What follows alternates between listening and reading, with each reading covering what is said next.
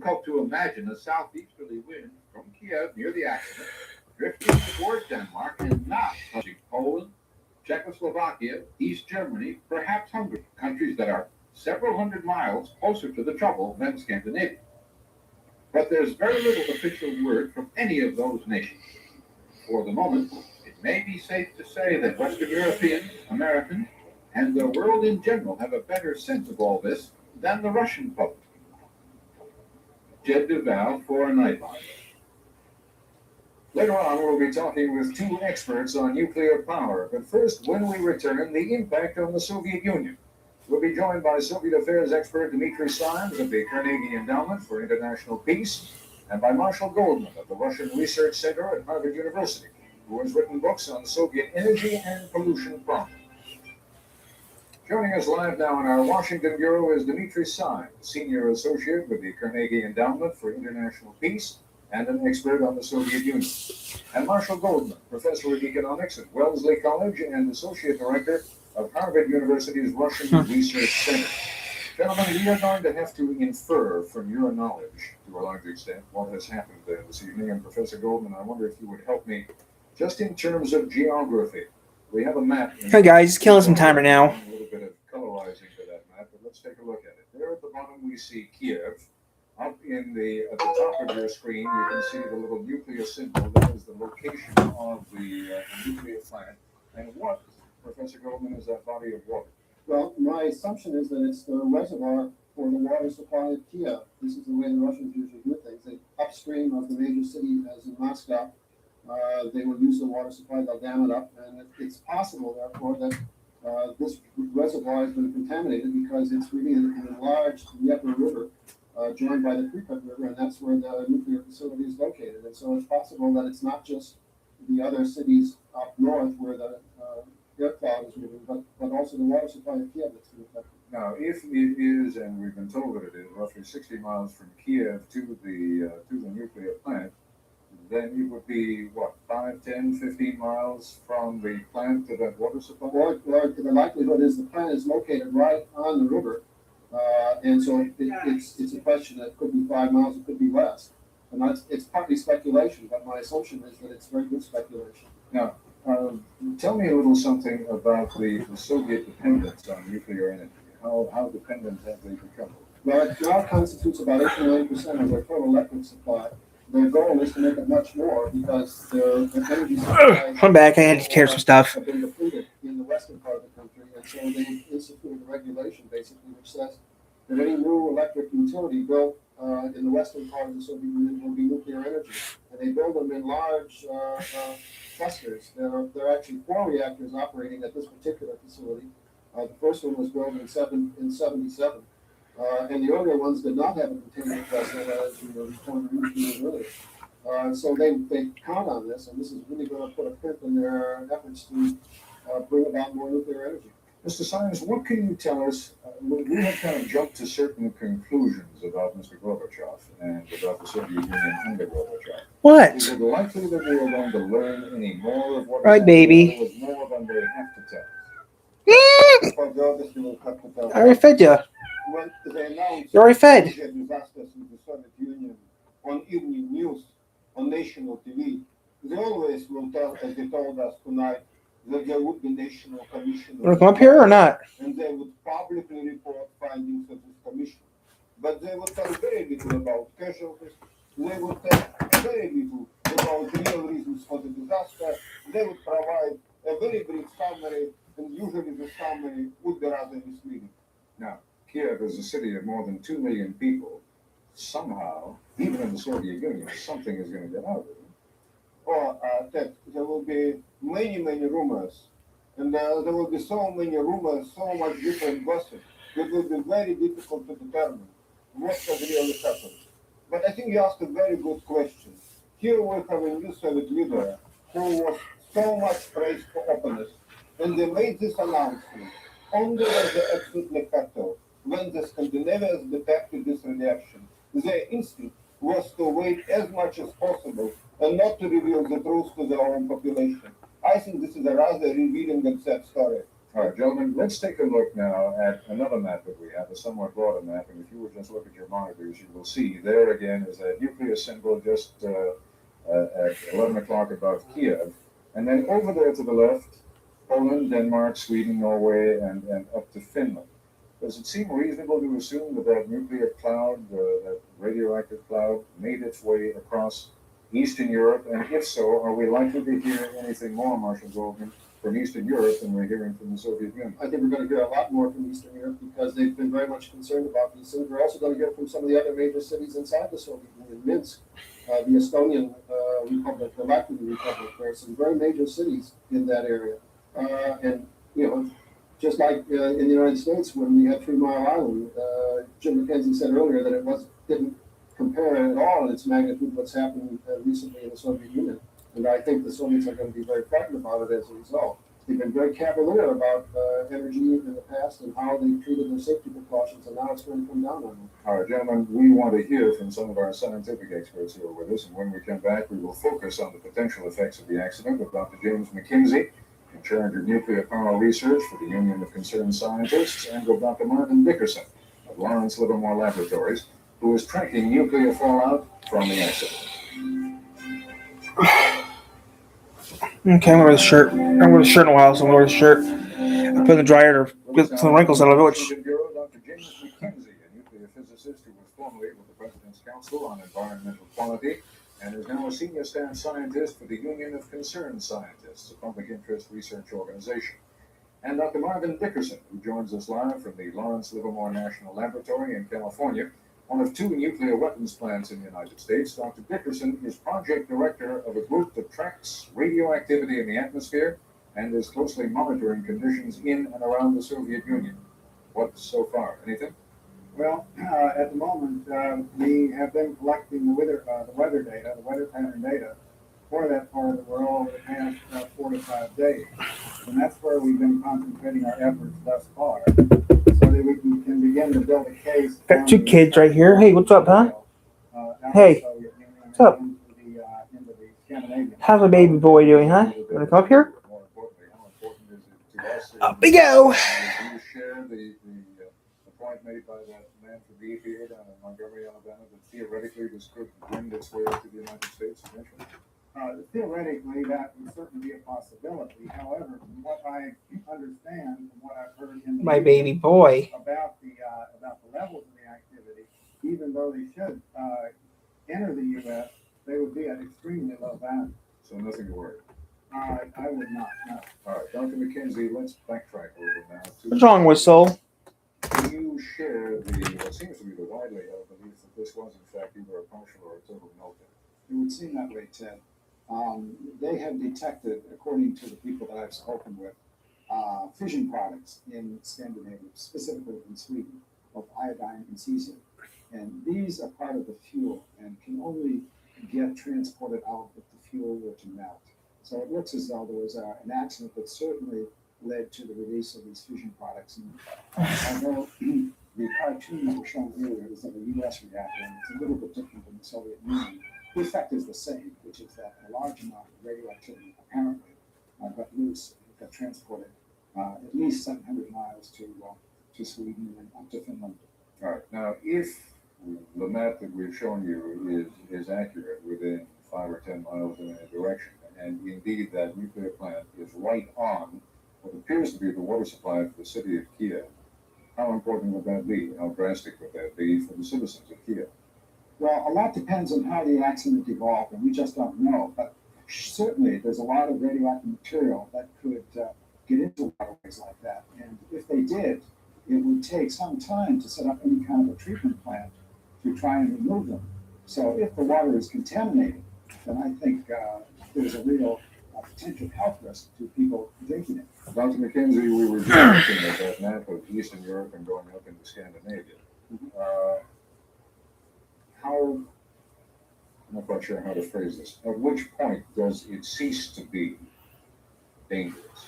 Well, from the news reports that I have heard and seen, and My diamond, so cute. This morning, I would Up guess we go. people in Sweden would be getting the equivalent of an X-ray or 2 over the course of this accident. Now, what about the people in Poland? Let's assume that that map of ours and that cloud of ours, I mean, the map is correct, I'm not sure about the cloud, we won't really know about that for some Well, days, I guess. Obviously, the closer you get to the source, the higher the levels of radiation.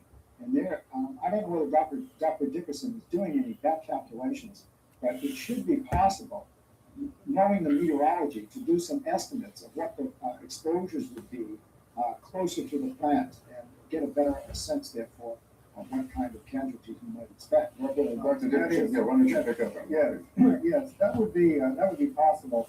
For example, we did that during the 3 Mile Island accident because we had good measurements.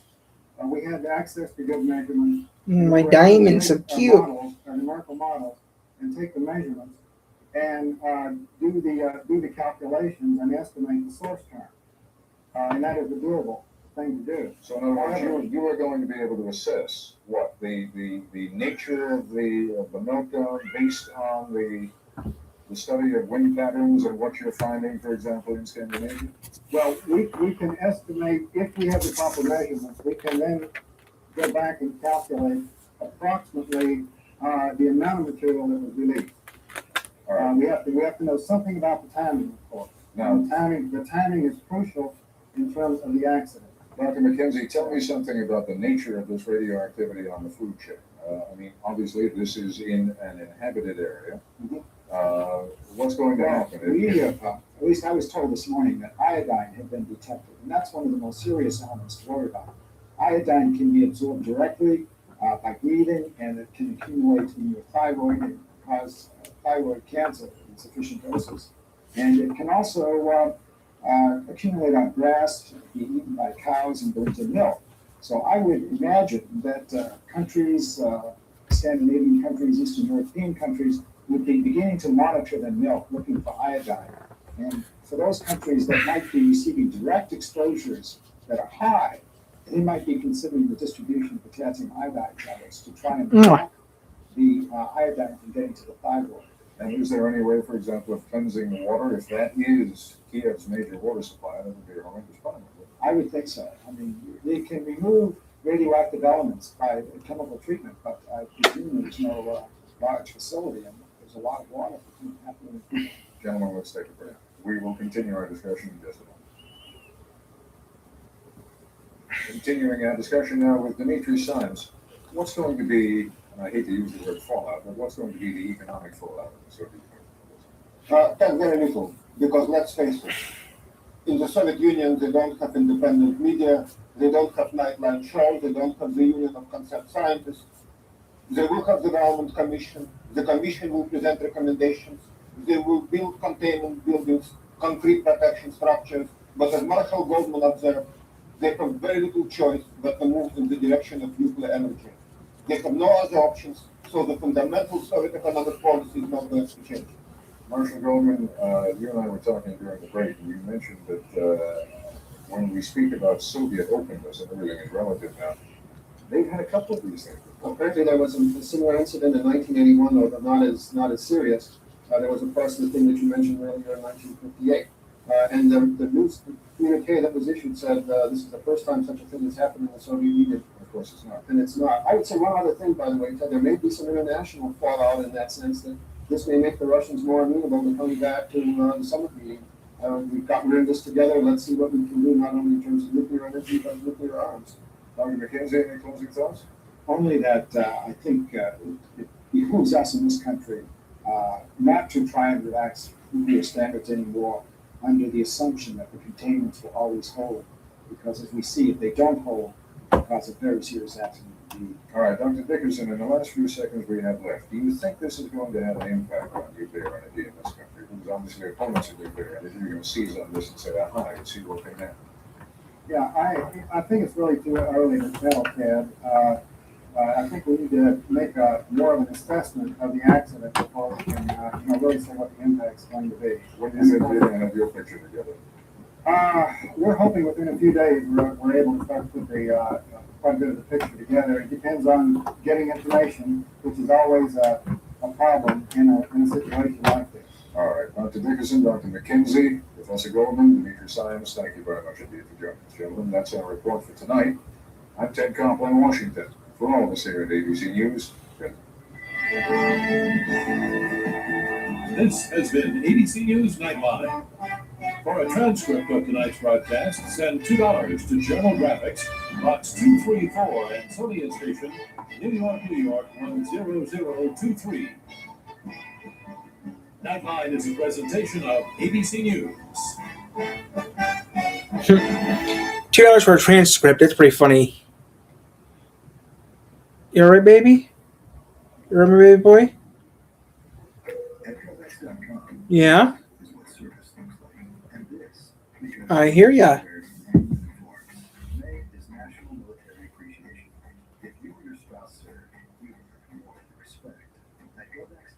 Just get me out here for to kill some time.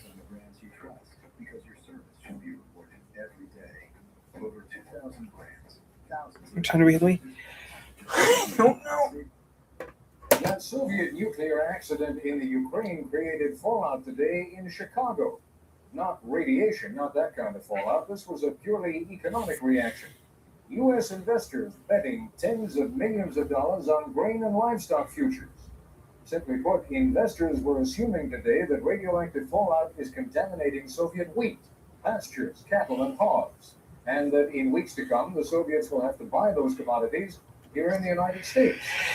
Certainly, there are questions not only about Soviet food supplies, but about the impact of drifting radiation on Poland and Scandinavia, and whether food exports from those countries have been or will be affected. What we're dealing with, after all, is not just what the world knows, but what it believes. Not reality, perhaps, but perception of reality. Where, amid I wish I could go back in the 50s with these cameras and take a video. And global rumors, where is the truth? We begin with this report from Don Clancy. When these 50 passengers arrived in Vienna today, they were met not by friends and relatives, but by officials with Geiger counters. They are the first evacuees, dependents of Western workers in the Soviet Union, on a special flight from Minsk. Everyone was immediately tested for possible radiation. Everyone. Passengers said they'd seen nothing to indicate a major disaster, but were relieved nonetheless. And we were sitting the whole night on the telex, and at 4 o'clock in the morning we got information that all women and children were deported. When asked if any passengers had suffered from contamination, doctors were uncertain. Well, it could be. I don't know. One can't say. Based on this Soviet photo, it's hard to say much of anything. The picture, released today, purports to show the nuclear fire under control, but a U.S. satellite photo suggests otherwise, and that a second reactor in the complex may be burning. As the cloud of radiation grows, so too does anxiety throughout Europe. Radiation levels in at least half a dozen countries are 3 to 20 times above normal. Not of serious health hazard, according to officials, but cause for serious concern nonetheless. Especially in Poland, where a crash program was launched to provide anti-radiation medication for children. Precautionary doses of iodine solution were being given to all those under 16. In Sweden, aircraft with missile-like pods were used to collect radiation samples at high altitude. There was testing on the ground, too.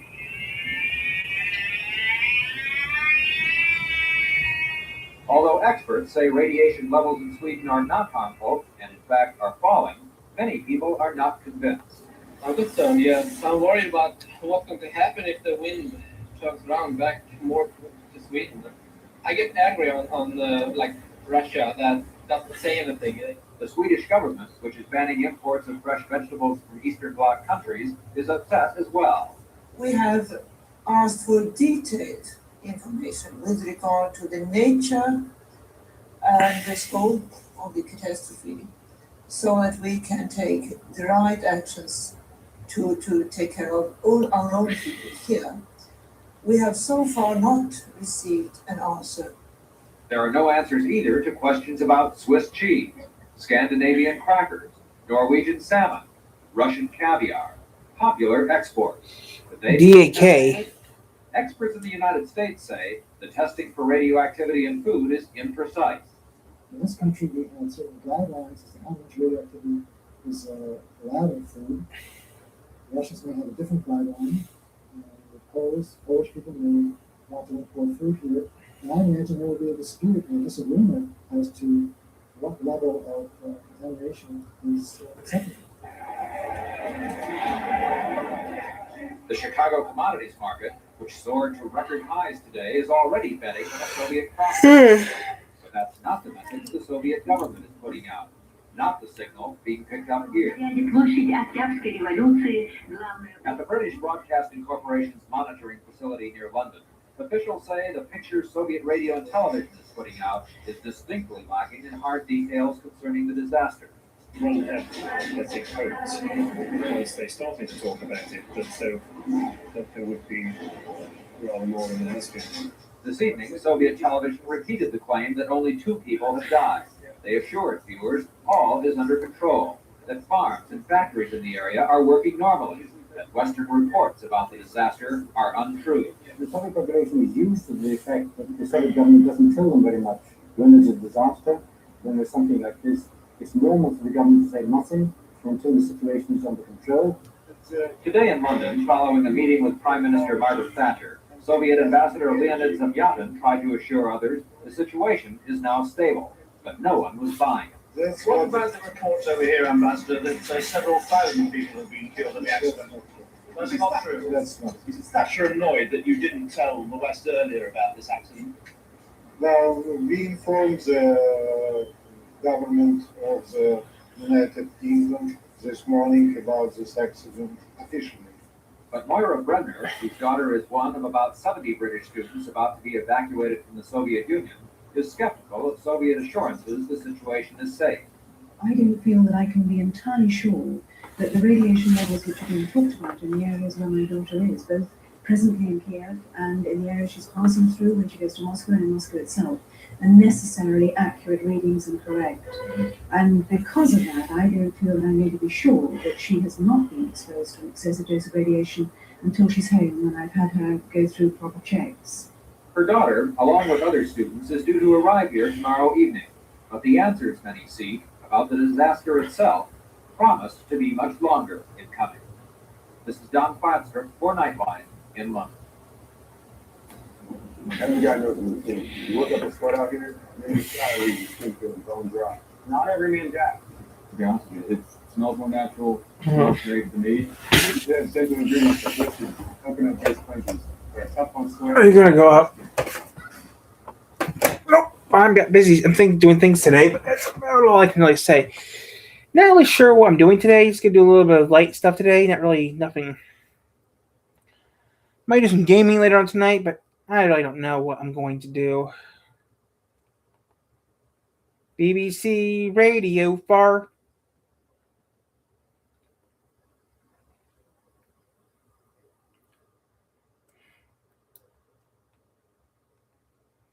BBC Radio 2.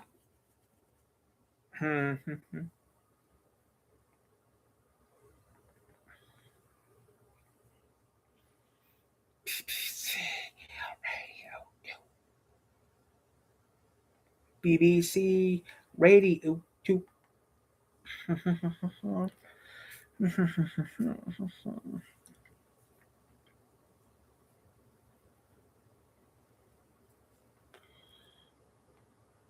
Trap. Trap. Huh, I didn't notice that. Yeah, trap. BBC Radio 2.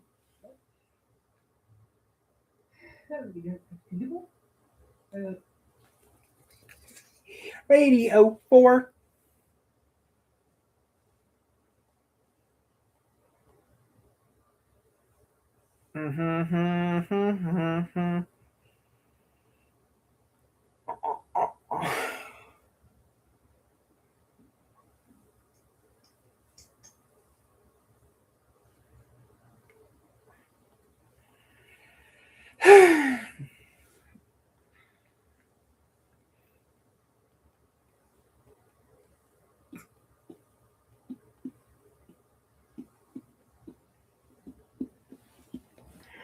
QQQ Radio Ew.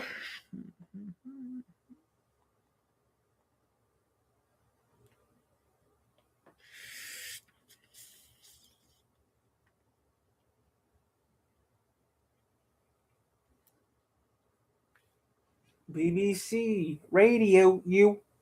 BBC Radio Q. I wish I could make some more videos on YouTube over the years, but still, 9 years of hard work. That's not bad. The time is not correct.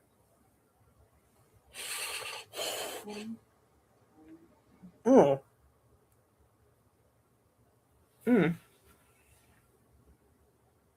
That's when I filmed it last month. I filmed it that day 2 days ago. Wow. 2 months ago. That means the video should be 2 months old now. Wow.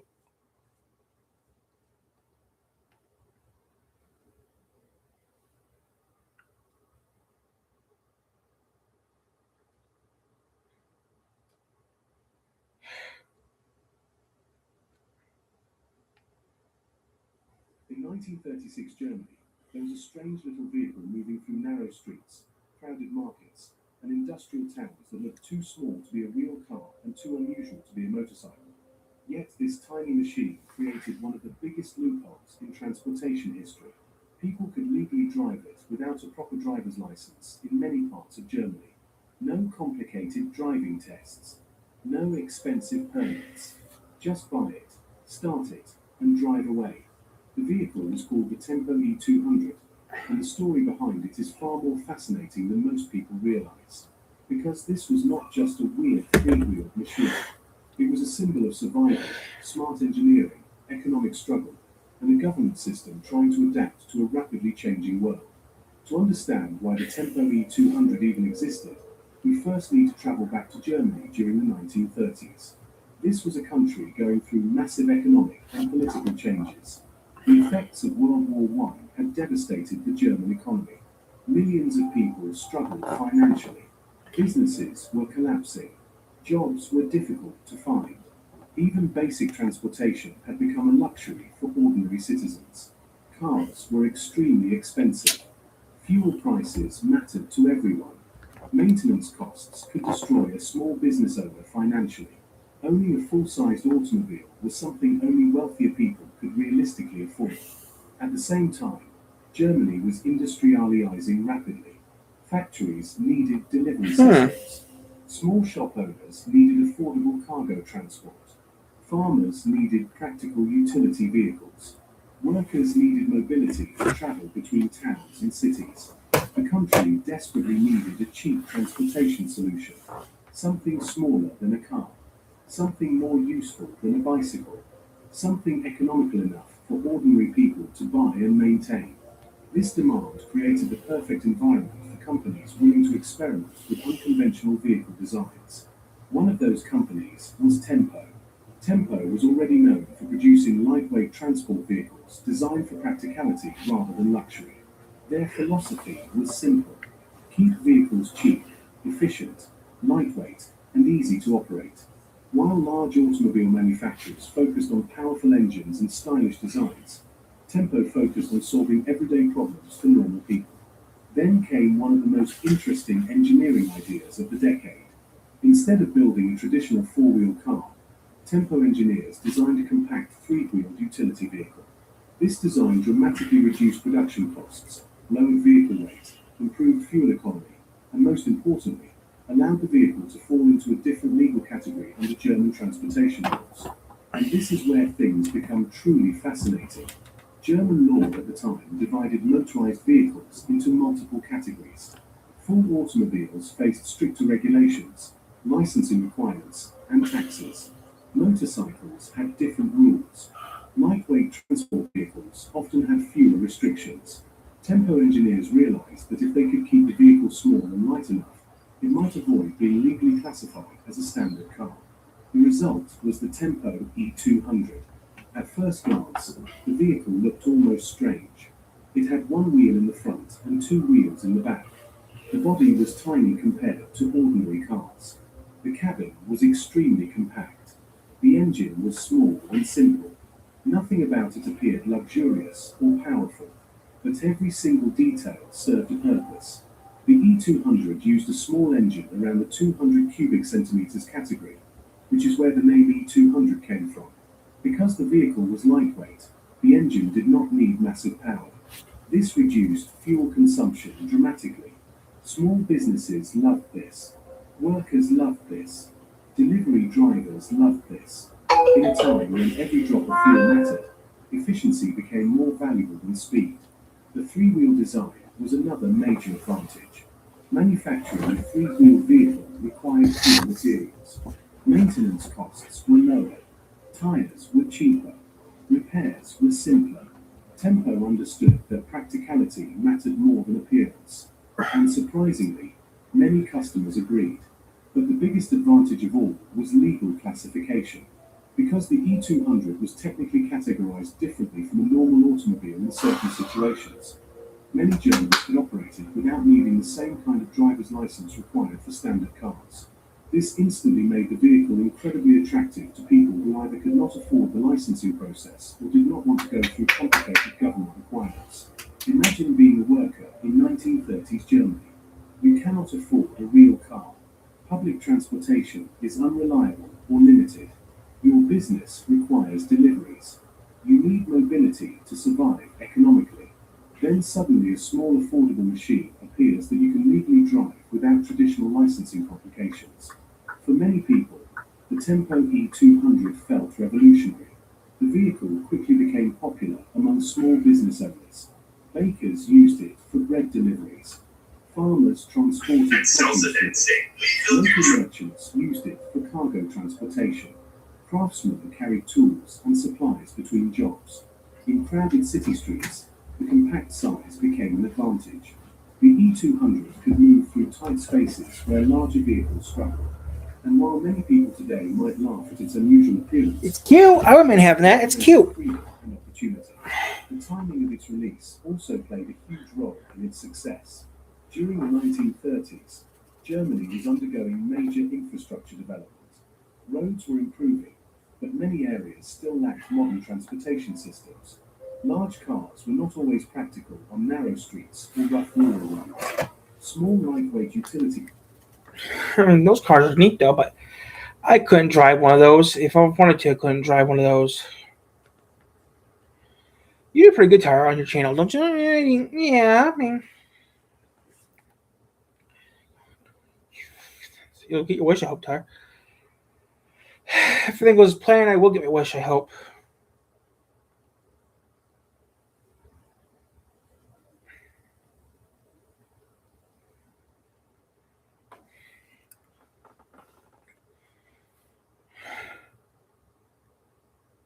Heat wave. I wish I had money. Mom, I love you. But, you guys, I do pretty cool stuff. I mean,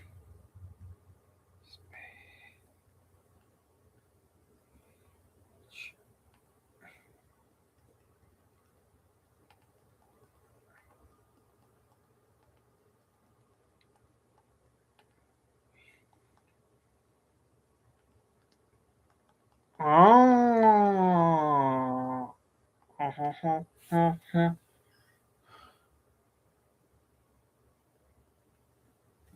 That's an old. Yeah, that's a real old video. I don't think that video still exists.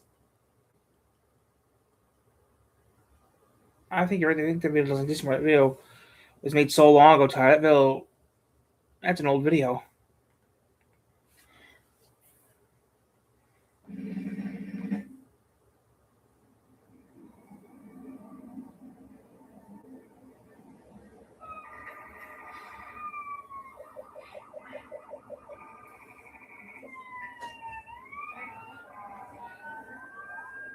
An old Ford. The Chief has a Cadillac Escalade.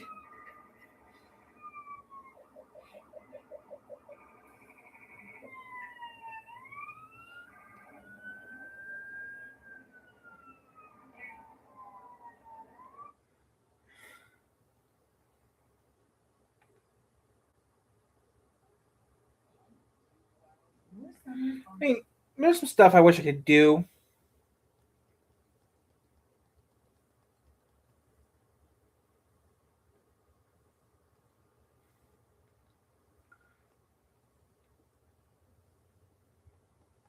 Remember the Mack fire truck?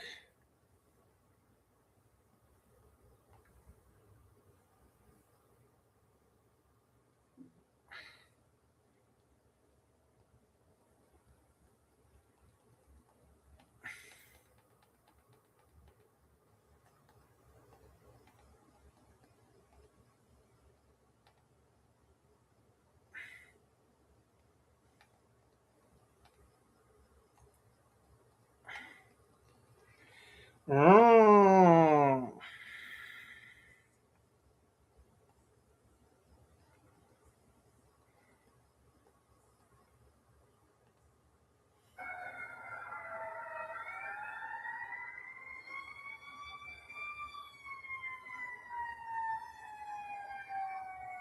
Ooh, a mustard.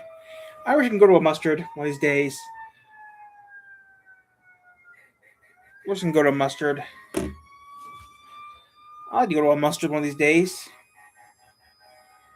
They're real fun and loud.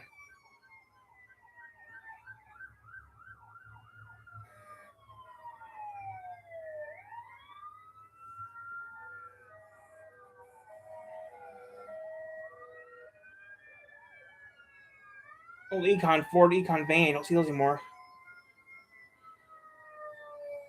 I wish that I knew where nearby mustard was. Then I'd film it.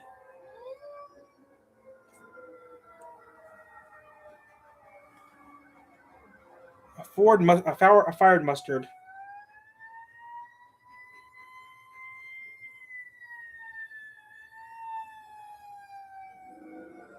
I wish I can go to mustard. Okay, here comes the Max. Here comes the Mac.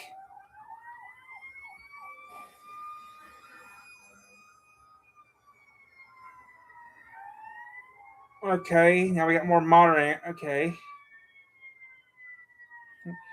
I wish I can go to a fire mustard one of these days. Or if someone sends me footage of a mustard, I would put it online. Ooh, green. Dark green. That's different.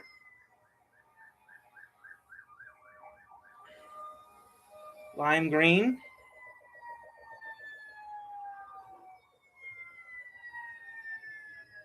Bentwood. Blue. Or was that indigo? Wait.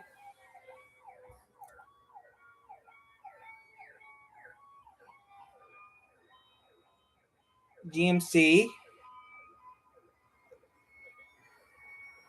I have to bring earplugs, I think, because I go deaf. Ford. Yay! Mac. That's second Mac.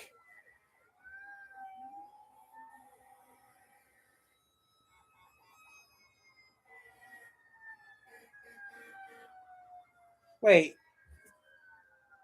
Did it say South Haven on it?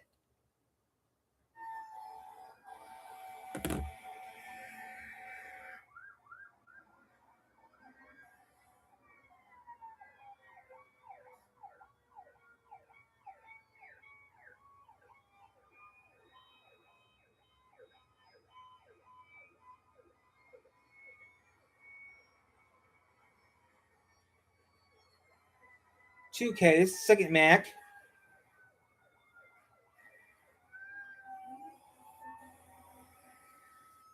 Oh. South Village Haven. I said it did tell.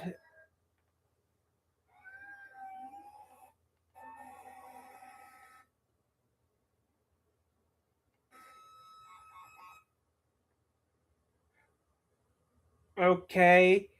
Schlockkill Haven. SCHUYLKILL Haven. Schlockkill Haven. I don't know. I classify it. Okay, that's not here. Okay, so we're seeing two Macs.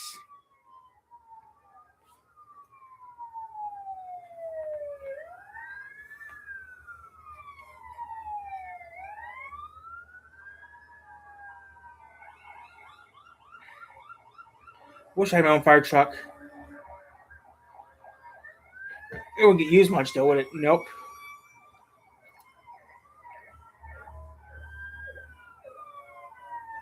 Sterling. An old Freightliner. Or no, that's International. Seagrave.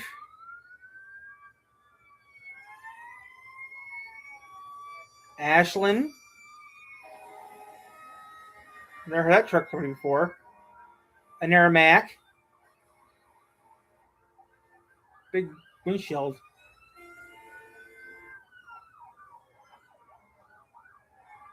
has truck horns.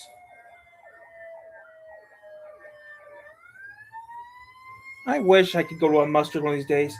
Ooh, that's a Mac. That's a different Mac. Mac.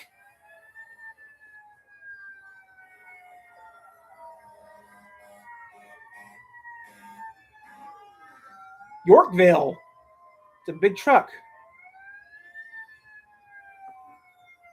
Mac.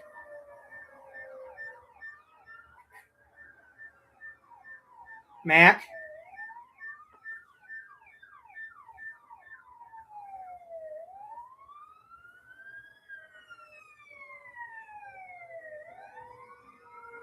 American La France. American La France. Ooh. Big boy. FMC. Mac. Mac.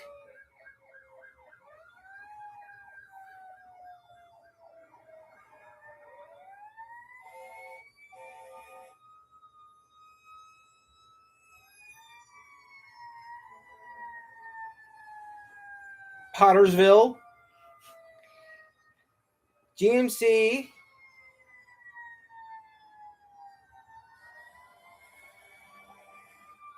I don't know what you are. Langenierville. Mac. That's 10 Macs. Ooh, an American. That's a Seagrave or American La France. American La France.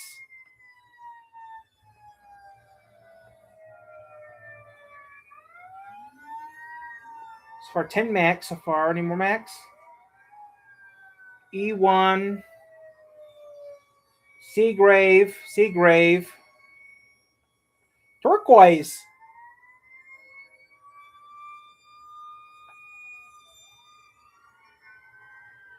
Okay, another Mac. That's 11 Macs. Chevy, Freightliner. Hey, baby. Ooh, the old ones. Oh, wow, old Chevy. That's an old Chevy. Near her, a Tesco. Wait.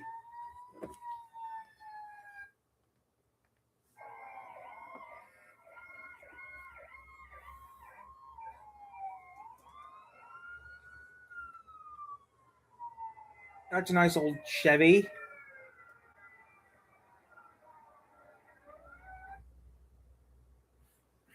Never heard of that truck before. TASC. I don't know. Another Mac. That's 12. That's 12 Macs so far. 12 Macs.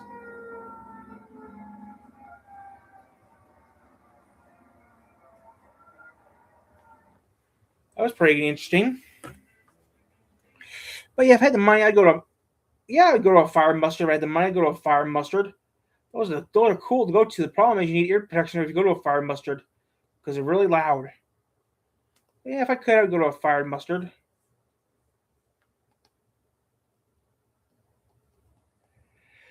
I'd go to any fire parade.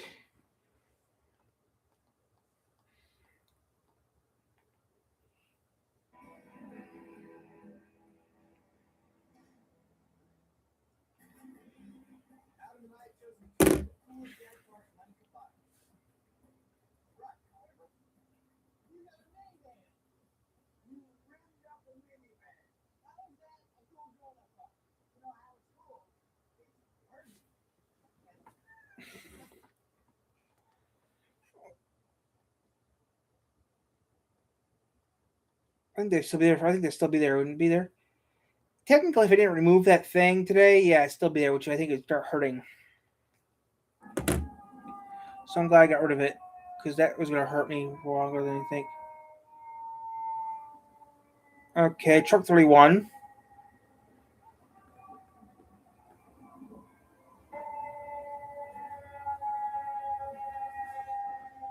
I'm glad I removed it off my leg. Okay, it's a big truck.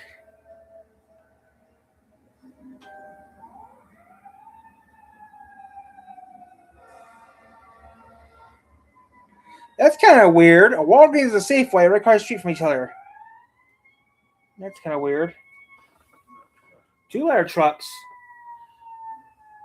L5 to be. Oh, that's Seattle. You put a Walgreens and a Safeway right across the street from each other?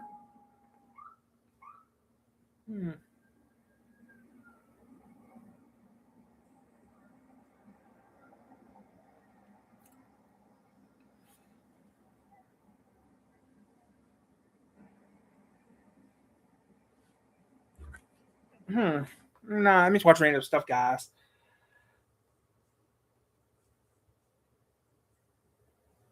Maybe used too much. Kaboom.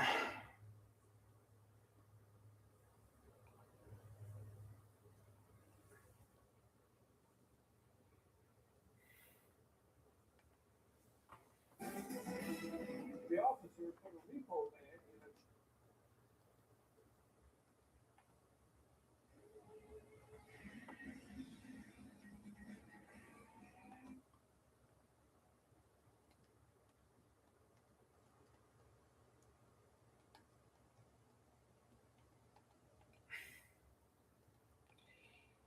I think Houston. Yeah, I do agree with that. I do agree with that. I do agree with that. Houston is crazy.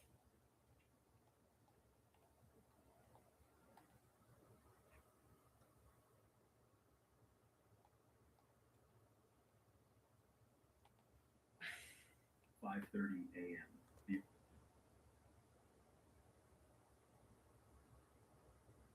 I do agree. Houston Jones is crazy. Yes, I would, but no, I would not want to be part of his crew. I mean, he's what? His question is, the thing is though, who's older, me or him? That's the question. Who's older, me or him? Because we're the same age. I don't know who's older though. As long as I'm not the one getting hurt, I really wouldn't give a care helping out Houston with the video. As long as I'm not getting hurt, I really don't give a care.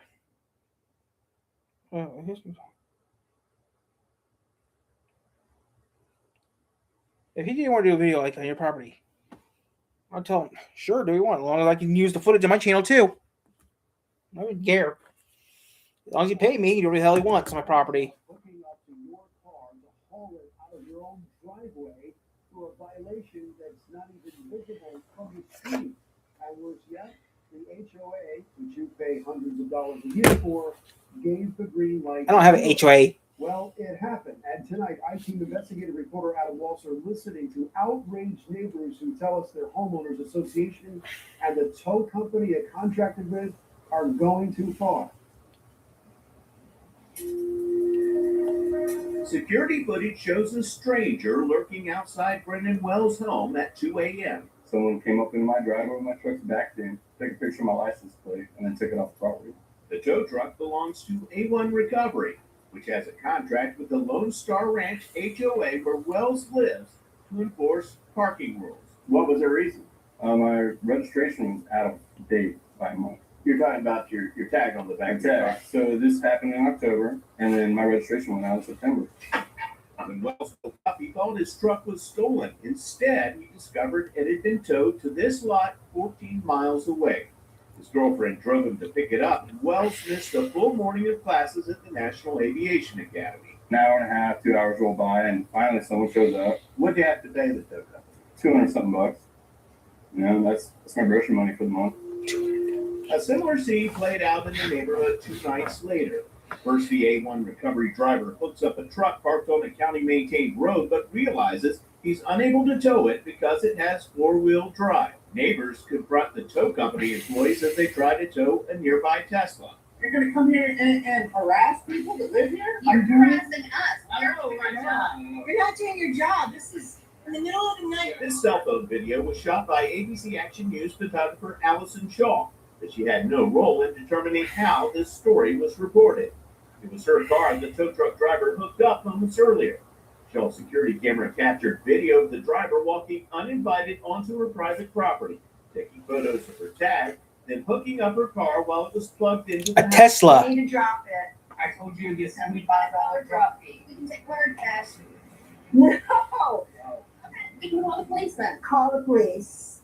The A1 employees explain they are carrying out orders from the HOA. I am employed by the HOA right now.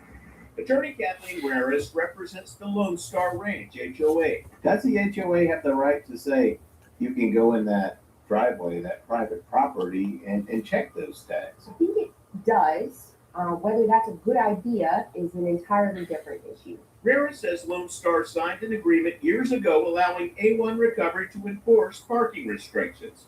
We found this generic A1 Recovery contract online, which allows businesses, apartments, and HOAs to check boxes indicating which rules A1 can enforce. The association goes to the vendor and says, vendor, we need your professional help. And the vendor says, here's our contract, take it or leave it. And they don't get paid if they don't tow those trucks. Exactly. So there's a motivation by the vendor in this case to have as many boxes checked as possible, so as many vehicles can be towed as possible. A1 Recovery declined an interview request, but their lawyer said in an email, quote, my client has a written agreement with the Lone Star Ranch Homeowners Association and at all times operated under the direction of their president. The driver told neighbors he was given a list. 31 vehicles. Fine. I didn't pin up. That's out of about 250 single-family houses and townhomes. So you guys sitting everything to your president. Have the president here. It's an abuse of power for sure. I don't know what their motive is, but we're just the ant farm and they got the magnifying glass and they're picking us out. The driver suddenly dropped Allison's Tesla unexpectedly when she sat on the hood of her car with her feet on the towing boom. She's having it checked out to see if it caused any damage. No offense to Tesla, but Arrived minutes later. Wanted to see the company's authorization. Thank you. I don't have to have on. When I arrest somebody for a war, Deputies told the tow truck driver he was overstepping his bounds. you have no authority to be here whatsoever. If you hook up to a vehicle and you take it, it's considered vehicle theft, you will be prosecuted for theft. And you did it right now, the vehicle's still here. The next time you try to take another vehicle, our supervisor said you will be prosecuted for vehicle theft. He said, if I take another vehicle out here, I will be prosecuted.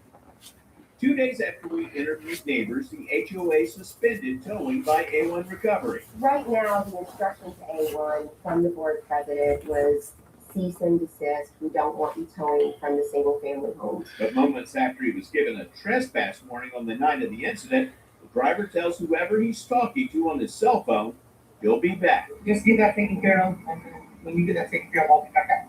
Do we really want?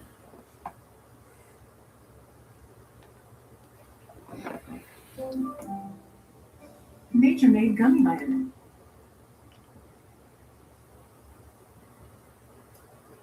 The HOA president had my work truck towed at 2 a.m. claiming it violated parking restrictions. But when I discovered his 32-foot cabin cruiser parked illegally on HOA property for 11 months in direct violation of the same covenants he used against me, I hired a towing company to remove it at 6 a.m. while he watched helplessly from his driveway.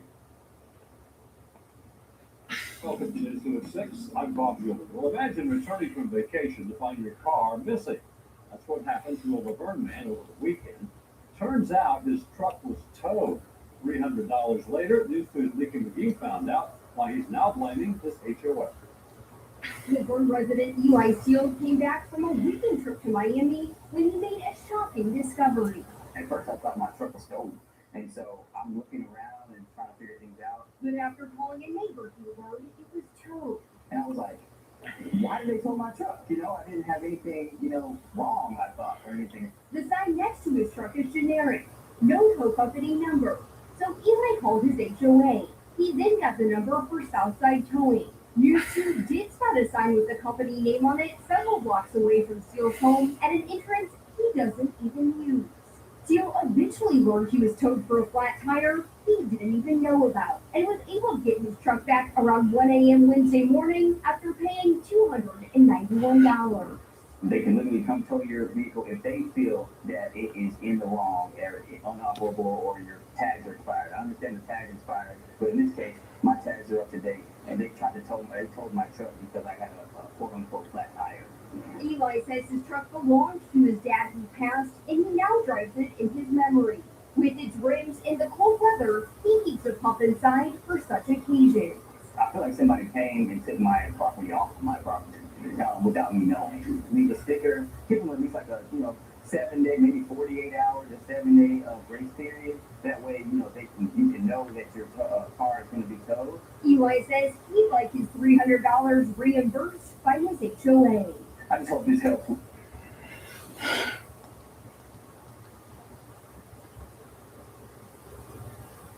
I woke up and everything that was left of my wife was gone. Her art studio, our garage, the easels, 30 years of Sarah's paintings, demolished at 3 a.m. while I slept. No warning, just rubble. The HOA handed me a $2,200 bill with a smug smile, called it an emergency violation for a structure permitted since 1987. Bethany, the president, sneered.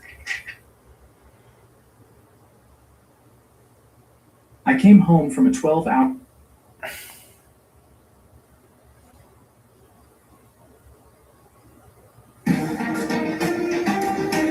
Media investigates questionable. The first she got it was. I gotta get stuff around. I gotta get going. In a little bit. I got a thing to go to today. Think of Cam?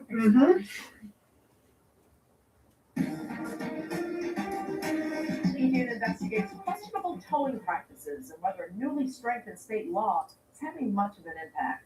Investigative reporter Ben Bradley says customers are often being left on the hook for huge bills that most don't know how to fight. Do you have a tow coming? Yeah. WGN Investigates has been documenting tow trouble for years. Hold it.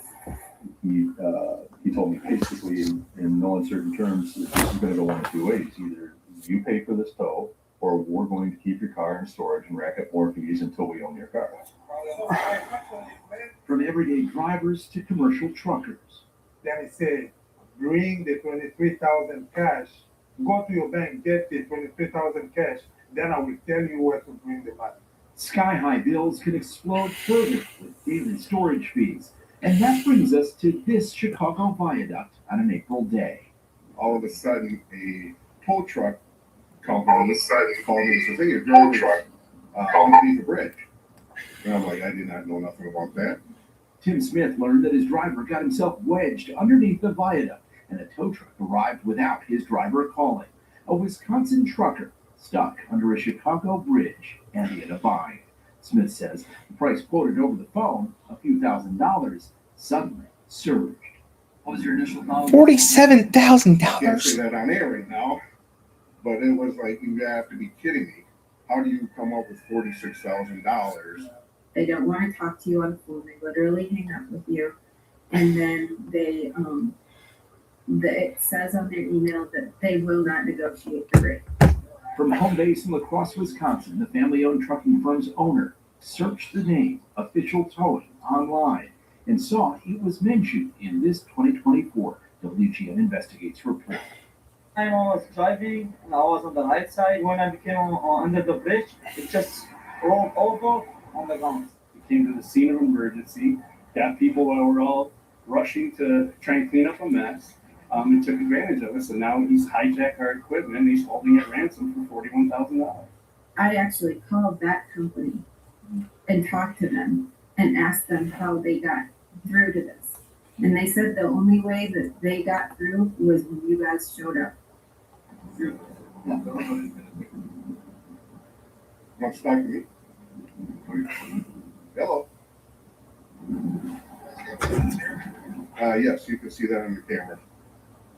Smith had called the police, but says the phone call ended when the owner learned he had also called WGN Investigates. Did he hang up or?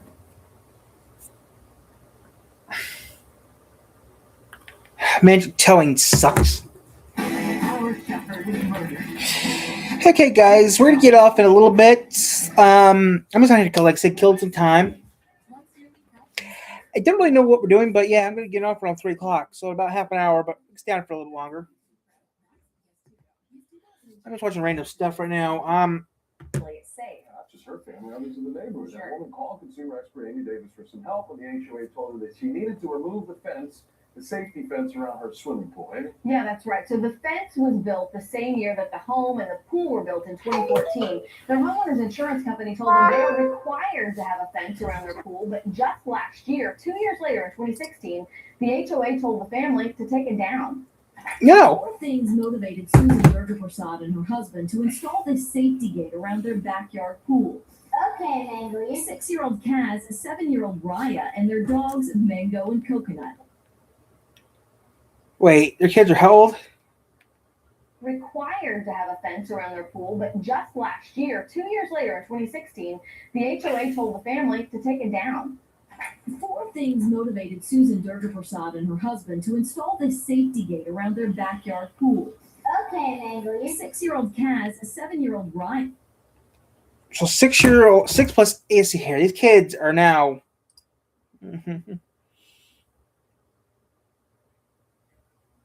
These kids are now in their teen. These kids are now Now these kids are teenagers. Dogs he did now, did they? Pretty much, yeah. Yeah, and their dogs Mango and Coconut.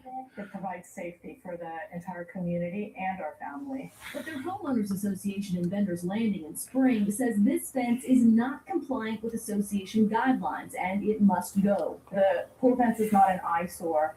It blends into the home. It matches our home. And there's probably been at least 50 pool fences of this same type installed in this neighborhood. Really? We sent Sky 2 over to the subdivision to check that out. In a matter of minutes, we found 7 pool fences just like Durga-Prasad's. By email, Vendors Landing HOA President Bruce Johnson contends that corner lots like hers can only have a non-privacy fence constructed of iron. A privacy fence goes around the perimeter of your yard. A pool fence is totally different. And attorney David Kahn says the subdivision's deed restrictions make no mention at all of pool fences. And the way Texas law works is it says if the deed restrictions don't impose a restriction, it's up to the owner to decide how to use their property. One of the homes with a fence just like Durga-Prasad's we saw from Sky 2 is also on a corner lot. Still, the board has denied her appeal to allow her fence twice. The rules of the subdivision seem to have more precedence over human life, and that's what bothers us a lot. Khan says she has 3 choices: move, pay for a much more expensive fence allowed by the HOA, or sue the board. What sometimes I tell homeowners is they have to sue first to have a fair chance. Now, he says that because in Texas, if the homeowner sues and wins, the HOA has to pay for the homeowner's court costs. But if the HOA sues the homeowner, even if the homeowner prevails, they are not entitled to recover the cost of hiring an attorney and defending themselves. So you can see the full statement that the board president sent us on clicktohouston.com. That's interesting. Magic Towing, that's Detroit. That's Detroit, which is pieces of crap.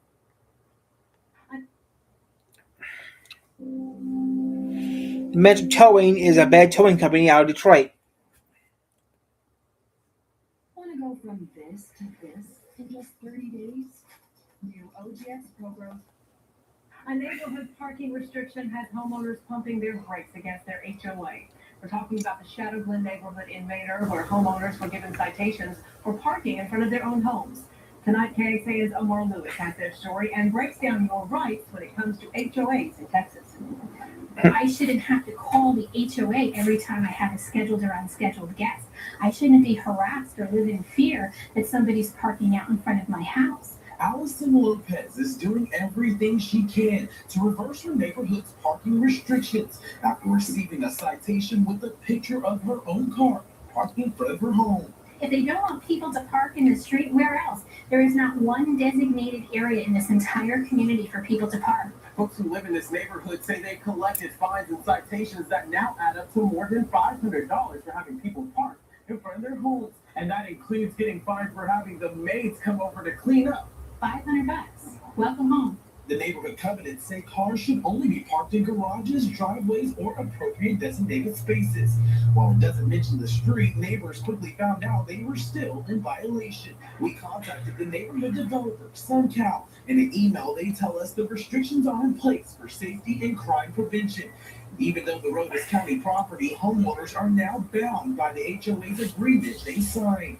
In a statement to KXAN, they say in part the statutes do not in general prohibit parking in public streets, but parties may and commonly do contract for agreements over and above those statutes, including through neighborhood restrictive covenants. It's a situation HOA lawyer Greg Cable sees all the time. And that is the most efficient and quickest way to resolve disputes. It's why he recommends homeowners ask as many questions as possible beforehand. He says homeowners should keep in mind that it is a legally binding agreement, and one of their last steps against an HOA should be legal action.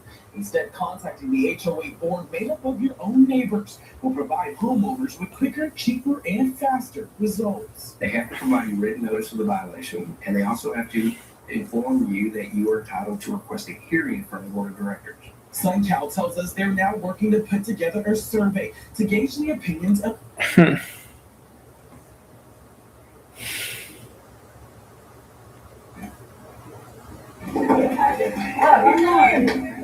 this is time.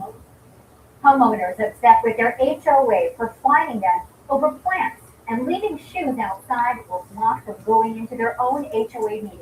We first brought you their concerns last night at 5. And they believe board members are using a selfie stick to take pictures of those violations on their patios. Ooh, I can fix that right off the bat. If I had that problem, I'd get naked. Yeah, taking pictures of your property. Okay, I'll get naked. Take a picture. Yeah. Then I can tell them I can be naked in my own. Actually, that's pretty funny. You selfie taking pictures of my property. Okay, I'll get naked. Take a picture of that. No what's gonna happen. You're telling me I can't be naked on my own property? That'd be funny as hell.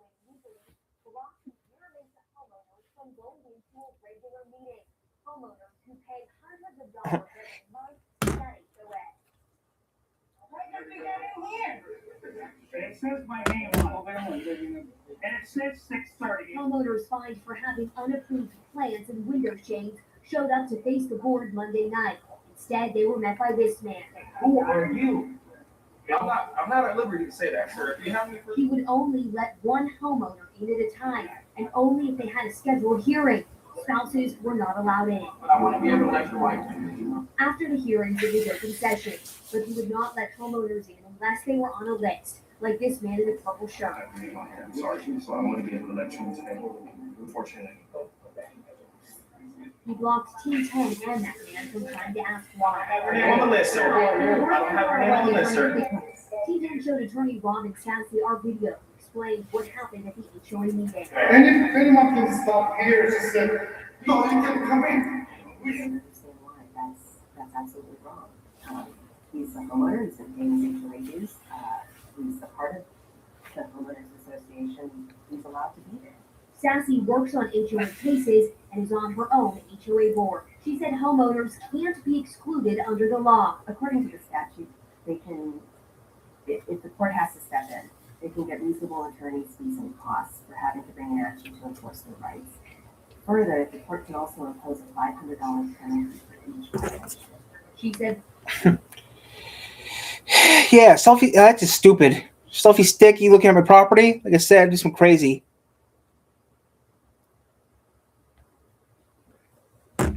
Hey, why aren't they posting water spots? yeah. Hey, Carl.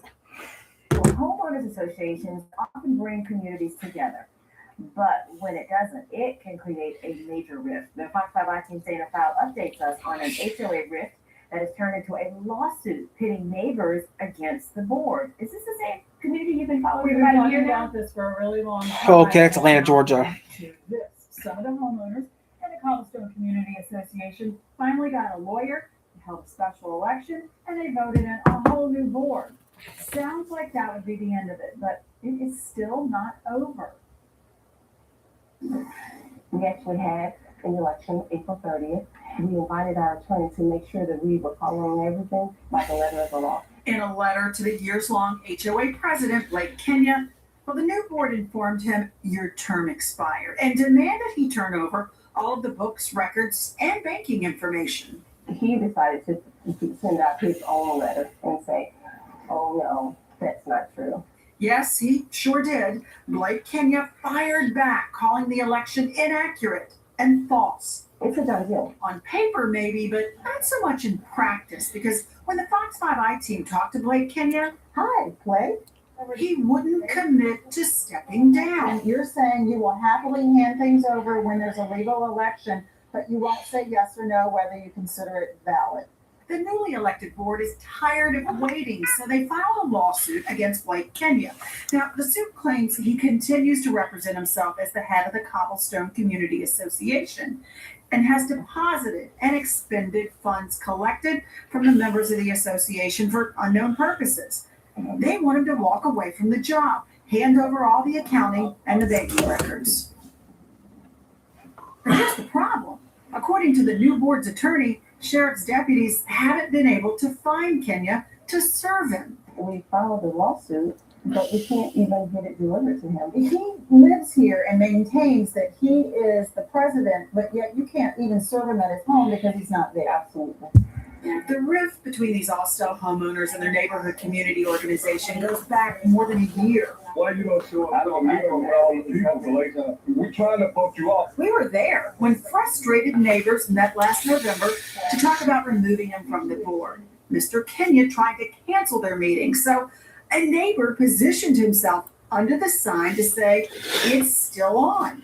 Then somebody called police. But I just want everyone to know that he's doing everything in his power to keep us from coming together as a community. And so here they are. A new board has been elected, yet access to the Cobblestone Community Association books is still out of reach.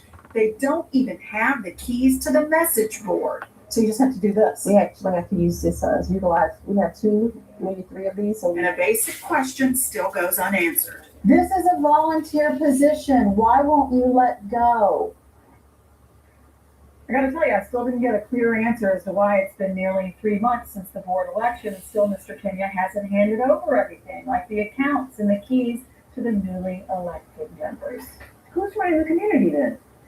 Well, that's a good question. Nobody's exactly sure, but people are trying. You know, we are told dues were collected at the beginning of the year by the old board. A lawsuit was filed in June, says that the old board's not to spend another dime. But of course, despite 5 attempts, according to the county, to serve that lawsuit, they haven't been able to do it. Although a certified letter has been sent to the former treasurer now. So the new board is meeting, but has no access so far to any of the community's assets, they tell me. I need a graph to keep up because it's just so many moving parts here. And I suspect these are folks who work hard every day. They just want to go home and enjoy their. This is Arby's board. That looks yum. Brisket. Sort of. This is the Are juicy. you ready for today? I'm ready to go to that party. Hey, I'm going to that thing. This is you forgetting time exists. I'm ready. In 2010, a Pasco County Neighborhood Association was in the spotlight for going to extremes to collect money from homeowners who wouldn't pay their association dues. Back then, they were requiring home buyers pay those fees, often $10,000 and $15,000 before they could buy the house. Real estate agents said the fees made it next to impossible to sell homes in that subdivision. Well, now, 8 on your side, Shannon Bacon takes us back to that Pasco County neighborhood where this time the association is taking possession of homes and renting them out. You can't do that. And this is not a foreclosed house. You know, it's still my house. This Pasco County home still belongs to Joanne McCorn, but the Bridgewater Homeowners Association has taken it over, evicting her tenant, changing the locks, and moving in their own renter. We were told we'd be arrested if we came on the property. And HOA President Mark Spector means business. When he learned of 8 on your side's interview with McCorn and her attorney outside the home, he called the sheriff's office. Mr. Spector won't even listen to you when you try to talk to him. It's unfair and how much power the HOA has. It's surreal to me. So how can this happen? The HOA placed a lien on McCorn's home for $2,500 for things like a $500 rental fee and thousands of dollars in fines and legal fees. Then it demanded her tenant pay rent to the association instead of McCorn. When this didn't happen, the HOA filed for and received a court-ordered eviction. McCorn says that was when she was first notified of the lien. McCorn says she tried to pay it, but the HOA wouldn't take her money. Now there's a new family living in her house paying rent to the HOA. We did everything we thought was right to try to resolve this. I even went to Mr. Spector's house to try to resolve it. He threw me off his property, threw my husband off his property. This is nothing more than. This is not the first time Eight on Your Side has questioned the HOA's billing practices. This time, though, Spector had no interest in speaking with us. He didn't return repeated phone calls, nor did the association's attorney, Geraldine Holloway. McCarn's attorney, George Harder, says Florida law does allow an HOA to evict a tenant to enforce a lien, but it also requires the association to accept payment. As for changing locks and moving in a tenant, Harder says that goes too far. They have not shown anything, any statutes, not even in their own homeowners guides, that allows them to do this. We contacted nationally known HOA attorney Ben Solomon for an opinion. He's not involved in this case and usually works on the side of HOAs to recover money. Taking possession of the property, re-renting the unit out, that part is not something that is afforded under the law. So you think they went too far in this situation? Absolutely. I mean, first of all, an HOA should never have the goal of dispossessing an owner from possession of the property or even foreclosing an owner. The goal of the HOA and their attorney should be simply to collect the amounts due to the HOA. As for McCarn, she's taking the case back to court next month. In the meantime, this is as close as she can stand to her own home. McCarn's home isn't the only house taken over by this HOA. Court records show that the Bridgewater Association has moved to evict tenants in 6 houses so far this year. The association has also hired a real estate agent to market those homes for rent. The association has placed liens on numerous other homes, so it could try this legal tool on those houses at any time. So Shane, obviously all of this is going back to court at some point, but what happens in the immediate future? What's next? Well, it's going straight back to court. McCarn has asked the judge to give her the house back. This is a case legal experts will pay close attention to because it could be a game changer for HOAs. If the judge rules in favor of McCarn, that will send a clear message to HOAs to be careful that they don't break the law in trying to collect money. But if the HOA wins this case, now that could open the floodgates for other associations to take possession of homes all over Tampa Bay. It certainly sounds like a lot of power. Yeah, almost done. Stupid commercial. But doesn't matter to me. Ronnie has 3 plots, and it's stronger than Bounty. Some of the strongest. Rules and regulations. They're part of the package when you live in a homeowners association. 1 out of every 4 new homes built in the state of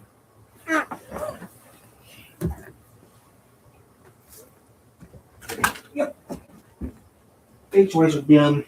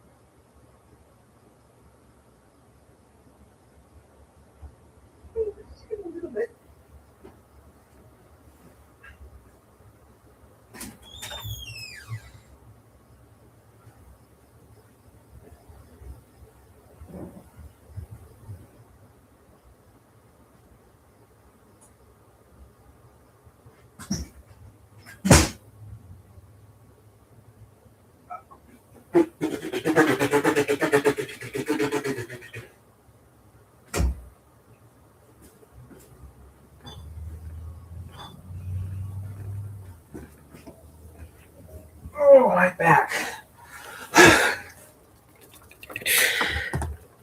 I don't know what to watch. I was watching random stuff. decade is part of HOA. And tonight we're uncovering complaints of HOA horror stories. Doug Shoup goes in depth with tonight's special report.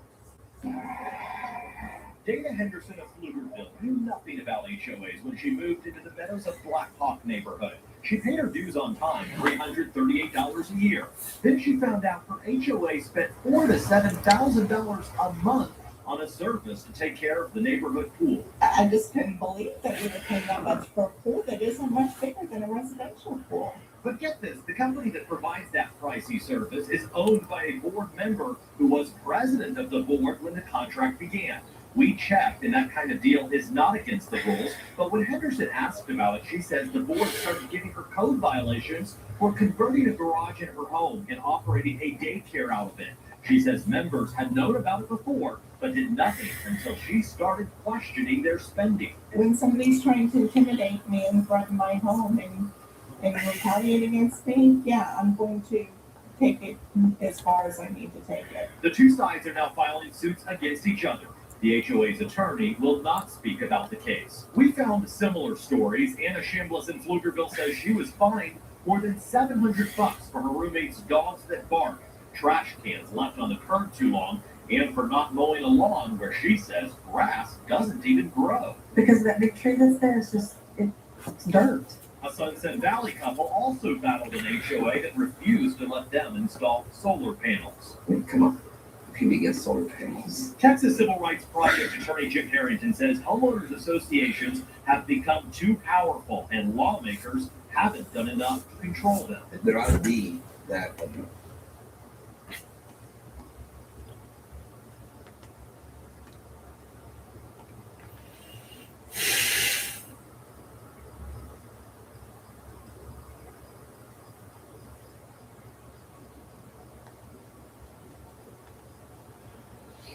For all you tool people looking for low prices, we know where to Hang over the corner from Florida or something like this.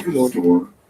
Well, a Knoxville man who paid thousands of dollars to have his vintage Mustang modified had to go to court to get it back from a shop in Sevierville. Consumer investigator Don Davis says the car was dropped off more than 5 years ago.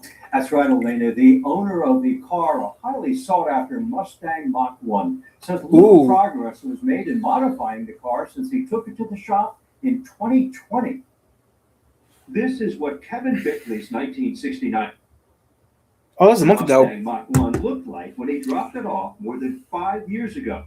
He took it to Miller Performance and Restoration in Sevierville in October of 2020. On Facebook, Miller posted a picture of the car writing, "We're getting ready to restore it with tasteful upgrades." This is what the car is supposed to look like when it was going to be finished. This special color called Grabber Orange was a perfect choice for the UT enthusiast. I asked for the deadline. He said that there should be no problem with getting it done by Easter 2021, which was about a 6-month time frame. This is the 429 engine that was going to go in it. Kevin also wanted a brand new set of wheels like these and a new interior with a Harley Jackson, a modern steering wheel, plus a new transmission. Mr. Bickley has receipts amounting to over $24,000 paid to Miller for parts and labor. This is me picking up the car 5 years later. The date is December 30th, 2025. Kevin went to court to get his car back from Miller. Hardly any promised work had been done. Are you? Nope. I'm actually will not be home on Sunday. I will actually be out of town Sunday because I will not be watching races. I'll be out of town because I have to go to a thing. Also, I am going to being super busy starting next week. Very busy. And you know why. The zoo opens up next week. And yes, I'm working at the zoo next week. I've been working at the zoo a whole summer. Yep. It's Tuesday at 11 a.m. I'll be there working. And yes, I already got told I'll be working at the popcorn stand too. So I'm going to be doing 2 things. So I'm going to be doing a 3 thing this summer. I'll be working at the bar still, but I do not know. I have to find out. This Tuesday, I have to fill out a form, and that's it. I have to fill. It's a safety form. I have to fill out. That's it. I have to fill out a safety form. That's it. Make sure certain things are up to date. Like this, that. This and that was up to date. Not for anything else. I don't get paid to work at the zoo. I volunteer, but it's close enough. Yep. Tuesdays, Thursdays, and Saturdays I work at the zoo or the popcorn stand. It depends. Wednesdays and Friday I work at Applebee's. So out of the whole deal, I only get Sunday and Monday off. So I'm working 5 days a week. technically. So, yay! But next week, I am extremely busy. Wow. Wait a minute. Let me check my schedule. But yeah, I'm going to be extremely busy next week. Let me check my schedule real quick here.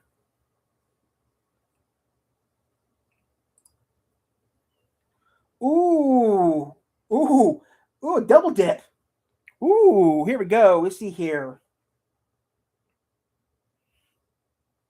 So next week I have Mother's Day, something I can't say, the zoo, work, the zoo and a car show to go to, and then work, then zoo. So I'm busy all this week. All next week I'm busy. Yay! I'm going to be too busy. So yeah, I'm going to be a busy Kiwi. No, we can't sell alcohol at the zoo because it's a public place. There's actually signs saying no alcohol beverages on this property. I mean, A&W, yeah, but no alcohol. It's against the law at the zoo. It's a public park. You can't have alcohol at a public park. There's even signs saying no alcohol beverages on the premises. There's 3 signs that say that. One next to the popcorn stand is covered by a tree, and then another one down. I don't even know if it's even still there because after the accident. But yeah, that won't happen. As you can see in the video, the car is in worse shape than what I gave it to him. He stripped it. He kept the car doors. He kept the hoods. He took the rear axle off. He took the front suspension off. You can't smoke marijuana in the park either. They won't allow it. Where is it? I have no idea. This is Corey Miller of Miller Performance and Restoration. Now, according to city law, you can buy it. You just can't smoke it in public. Cigarettes don't count, but marijuana is against the law to smoke at the park. That was passed by the mayor. I know because I voted on that law. I mean, they had a law saying smoking marijuana in public parks. I voted on that. I voted against it because I didn't want it to happen. We won that law. Yes, I voted on that. I mean, come on, I'm a city worker technically, so I say goes. You know, I work for this. I technically work for this. I mean, I volunteer, but I work for the city. Yeah, they have quite a few of them on US 130. Yeah, we have you see here, we got Goat, Timber, Jimmy John's. I think we have 4 of them on US 131. We have 40 of them on US 131. I mean, Goat's in front of Meyer. Sure. You got Goat that's in front of Meyer. You got Timber that's next to AT&T and Subway, Verizon and AT&T. You got Timbers next to AT&T, Verizon, Subway. Sorry. You got Timbers, which is near AT&T, Cricket, Subway. Then they got one down the street over by Jimmy John, right next to Jimmy John's, same building. They also got one over by the old KFC. I'm not sure. Then you got one over by Tractor Supply, I think. Over at River Crossing. You also got one by River Crossing. And if you're students to go to River Crossing, you definitely need to be high if you go to River Crossing or drunk. Because the potholes there are bad as Russia. River Crossing is bad. River Crossing 3 years is bad. They need to repay that badly because that is horrible. If I owned it, I'd fix it. For a while, you trusted Corey Miller. When I first met Corey, we have 4 or 5 shops in town that do weed. I'm not sure. All of them are on US 131. He had an extensive knowledge of classic cars. In April of 2023, Kevin took this picture of his car in Miller's shop. You got to the point you said, "Hey, I'll come and help you." Yes, sir. So you went to his shop and helped him? So I went to Corey's shop about a dozen times. I worked free to help speed up the process. That was First tonight, the felony case against a car restoration shop owner was finally heard in a Sevier County court recently. But like I said, I'm not into. Bus member knows free delivery means unexpected guests of any size. Oh, guinea pig. Carl looks like he can eat. He's a machine. This is why I'm a Walmart Plus member. Groceries delivered for you today. Oh, cute guinea pig. So, Told mom to send her prescription to Amazon Pharmacy. She didn't. I don't go to. I would never trust Amazon. Let me tell you what. I would never trust Amazon with my medicine. I would stick with. You know, if you're gonna get your pharmacy stuff, you go to a pharmacy, get your medicine done. Not go to Amazon. No offense to Amazon, but if I can't find it at the store, I get off Amazon. If I can find it at the store, I buy it at the store. They hide around corners and in mall parking lots and swoop in to boot the wheels on cars of unsuspecting motorists. Police say it's all a scam to get fast cash. Two investigator Dave Savini explained an alleged illegal operation that preyed on people from Chicago To Lansing, Illinois.